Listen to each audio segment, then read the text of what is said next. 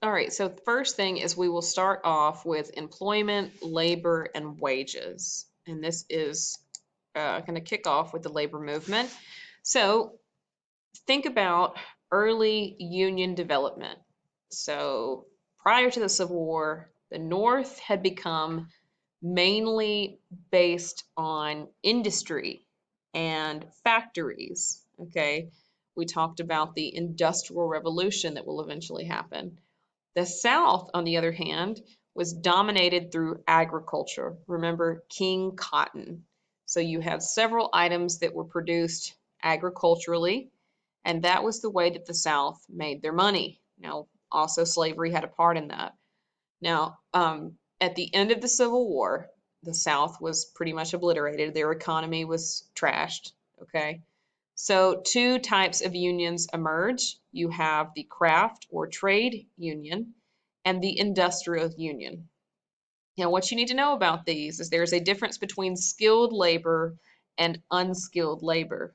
Skilled labor, for example, when you think of a craft or a trade, means that that person has actually apprenticed in that position. They are certified in that position. They have license. They are also licensed in that position.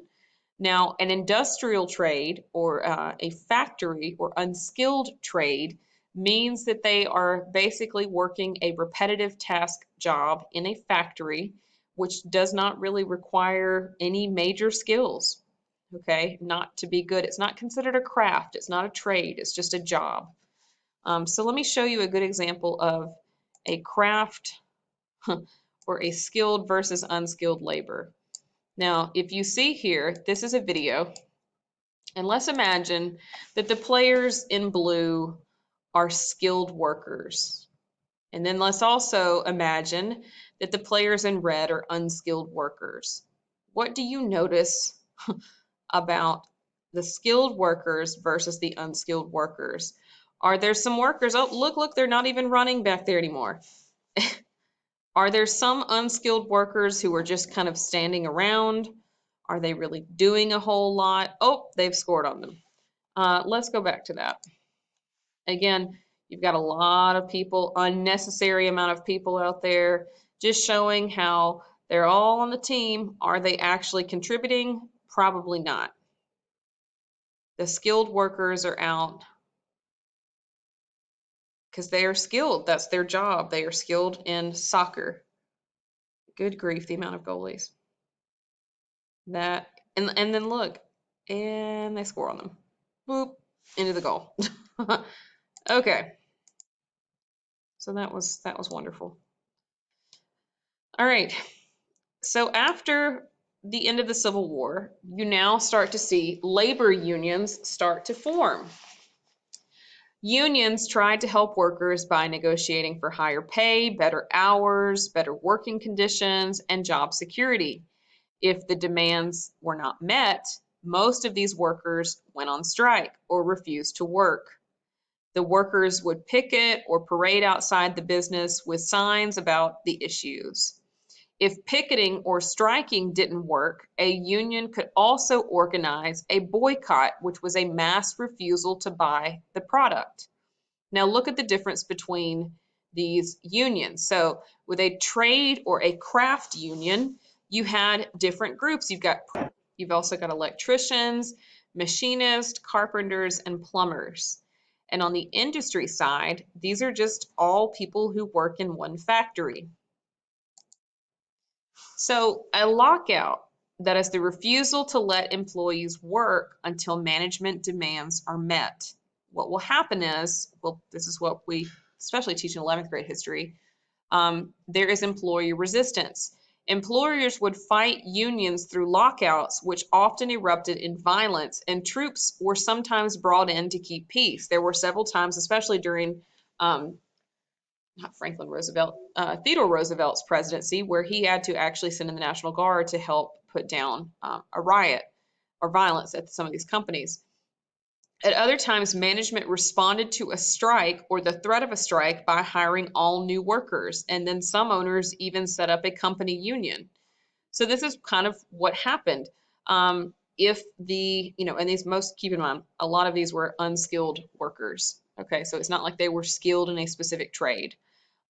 So labor during the Great Depression. The Great Depression began with the collapse of the stock market in October of 1929.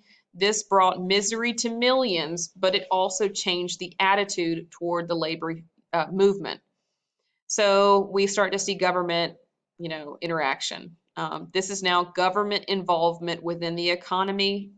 This is going to now regulate certain aspects of the economy. And some argue that this is bad and some argue that this is good. I tend to stick to the idea that the government should stay out of the economy or certain areas. So pro-union legislation, the Norris-LaGuardia Act of 1932 prevented federal courts from issuing rulings against unions engaged in peaceful strikes, picketing, or boycotts. And the National Labor Relations Act, the NLRA, or Wagner Act, which we talk about in our 11th grade history class of 1935, established the right of unions to collective bargaining. So they made that legal. And then in 1938, the Fair Labor Standards Act fixes a federal minimum wage for many workers and establishes time and a half pay for overtime over 40 hours a week. So labor since World War II, public opinion has shifted again, and then people were upset by the loss of production resulting from strikes, making them feel that management were the victims. In 1946 alone, more than 116 million workdays were lost due to work stoppages. What does that mean for the consumer? If you cannot make your product because so many people are striking and, causing a fuss about things, then that means that you're not able to sell your items and you're not making any money, which will eventually force a business to close. You have anti-union legislation. Growing anti-union feelings then lead to the Labor Management Relations Act, or the Taft-Hartley Act of 1947, which puts limits on what unions can do in labor management disputes. The Taft-Hartley Act gave employers the right to sue unions for breaking contracts and prohibits unions from making union membership a condition for hiring. So, one thing that you also need to know about is the AFL-CIO, the combination of two unions formed in 1955, set up unions in industries that really had not been unionized. So it kind of caused a lot of problems. Unions can be good, but they also are mostly bad. Kind of union arrangements. There's different kinds. This is the first one. You have closed shops. It allows the union to determine who is hired by giving or denying a person union membership. You also have a union shop. Today, the 22 states shown in the figure on the right have taken advantage of Section 14B to pass right-to-work laws that prohibit mandatory union membership. So as a teacher, for example, we are not forced to be part of our teacher union. You have the National Education Association. I'm trying to think of what the other major one is that we are involved in, but they are not mandatory to be a teacher. You do not have to join these unions. Modified union shops, if workers voluntarily join the union, they must remain members for as long as they hold their jobs. That is also not true for teachers in Alabama. Then you also have agency shops. They are primarily responsible for the 1.4% of employed wage and salary workers. You can Google some of this information when it comes to looking up a specific job that you are trying to get into. There may be a union related to your business that you're looking at. So resolving union and management differences. The main way that they resolve issues is known as collective bargaining. When labor and management take part in collective bargaining, representatives from both sides meet. So that means somebody from the business will meet along with a member of the union.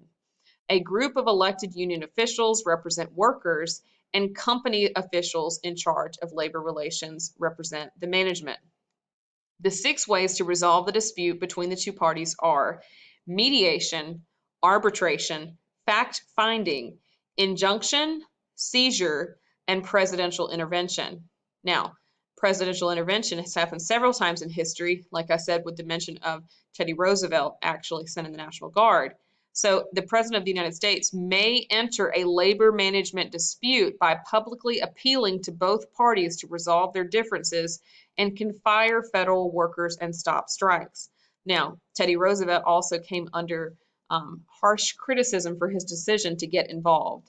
And let's show you the actual event because I want to make sure I'm recalling my facts correctly.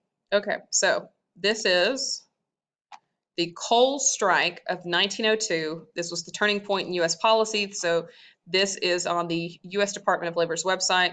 And this does show that on Friday, October 3rd, 1902, Roosevelt called a president-shattering meeting at the temporary White House in Lafayette Place, Washington, D.C. And this is where he actually addressed the threatened coal famine. So he felt like if he did not get involved with this strike, this coal strike of 1902, that there would be a shortage in coal, which would actually greatly threaten the United States and the economy. But like I said, a lot of people have criticized him for this. But this just goes into why the coal miners were on strike, and the union was trying to collective bargain with this company, and the company refused any of their, they didn't want to budge, I guess, or that maybe they did. I need to jog my memory on this. JP Morgan got involved. Wow. Okay. So this is something that maybe you want to go look at. This is Department of Labor history and then coal strike. So let me change my screen back.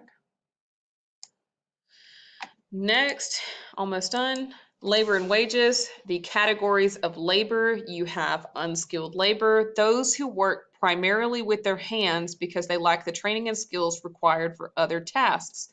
These types of jobs include digging ditches, picking fruit, and mopping floors.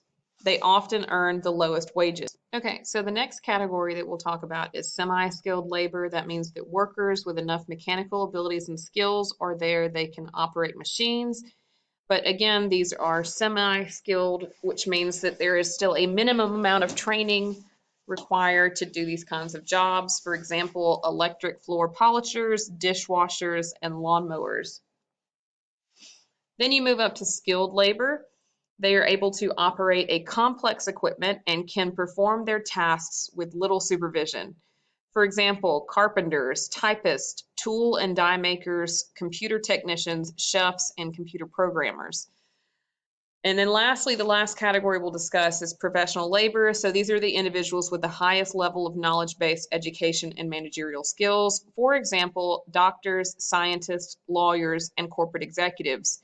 These are the categories that earn the highest incomes, or some of the highest incomes. However, you can make a whole lot of money as a skilled laborer.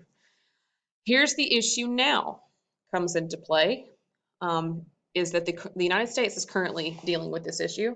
Many of you have asked the question, what about the wall? Why is it so important that we limit the amount of people the United States is taking in? That is because if you have a large amount of unskilled laborers or semi-skilled laborers, it means they are not making enough money, nearly enough money to support themselves, which means they end up becoming part of the welfare system. If they are only using the system but not contributing, that means eventually you will have or more people taking from the system than you have contributing. Then you will have an uneven distribution, and the money will run out. Okay, because again, I've told you there's no such thing as a free lunch. This is just part of economics. I'm also going to show you another little video on this, so hang tight, but let's move on to the last slide first. We get into wage determination. So there's differences in wage rates can be explained in 3 different ways. The first, traditional theory of wages. So the supply and demand for a worker's skills and services determine the wage or salary. So some of the highest paid people are professional athletes, performers, and managers with skills so exceptional that they are above and beyond the norm in their profession. So that's one of the one of the ways that we determine wages. The other is we have, and this should be 1, 2, and 3, so ignore this. Okay. So we also have the theory of negotiated wages. So organized labor's bargaining strength is a factor that helps determine wages. For example, a strong union may have the power to force higher wages on some firms. And then also another factor important to unions and collective bargaining is seniority. So the longer that someone has been on that job or has been at that job, they also receive a higher wage. The same is true of teachers, for example. If you're a teacher and you have been working as a teacher for several years, I want to say it's at the end of year 3, when you move on to year 4, you receive an income boost. Okay, you would receive a little bit more money. And then I want to say it goes up maybe every 2 to 3 years after that. So every several years after that, you would also receive a boost in your income. So the longer that you work as a teacher, the more money that you will eventually pocket. And that's what you retire off of. And lastly, the last theory that they use to determine wages is a signaling theory. Employers are willing to pay more for people with certificates, diplomas, degrees, and other indicators or signals of superior ability. A sales firm might prefer to hire or be willing to pay more for a college graduate with a major in modern dance and a minor in theater over a high school graduate who excelled in business courses. And that's true. I've talked to several people, and even though you may not get a job in the specific area that you want to work with, most of the time, if you have a college degree and you're applying for a position over someone who does not have a college degree, you could have a degree in something that's completely unrelated to the field, but they would probably still hire you just on the fact that you have that degree, because it shows that you were able, or that you were more skilled in certain areas. Okay, that you have actually gone through the process, you have a college diploma. I mean, it takes a lot to go through college and to try to make it through college, and people will acknowledge that. The same is also true for someone who has a high school diploma. Um, Employers will always, for the most part, always hire someone who has their high school diploma over someone who has their GED. GEDs actually take a lot longer to get, they're more expensive. Only if they had actually stayed in high school and not dropped out, they would have been fine. But these are the 3 different theories, or that can be explained, of how they determine wages at specific, places of business. Um, Now, obviously, this goes back to supply and demand for the basketball players, professional athletes. There's a big discussion right now over women's sports, but I mean, to be honest, they just do not bring in the ratings. They don't bring in the income, not the income. They don't bring in the revenue that men's sports bring in. And until that happens, they're not going to be paid as much as a male, you know, athlete. That's just hard facts. I do have a video on that also that I will link, that we're going to watch. There's 2 videos that I'll link in here. One of these also is going to be about a TikTok video that had gone around of a woman in Texas who was a bartender who was complaining that she was not making enough money, or that her paycheck did not show that she made enough money, when in fact she actually did. Okay, so we'll discuss that, and this will be on your unit test. So stay tuned, and I want you to click on the links. I'm not going to play them here because I'm probably going to get copyright strikes, and I don't want that to happen. So I will just link them in the box.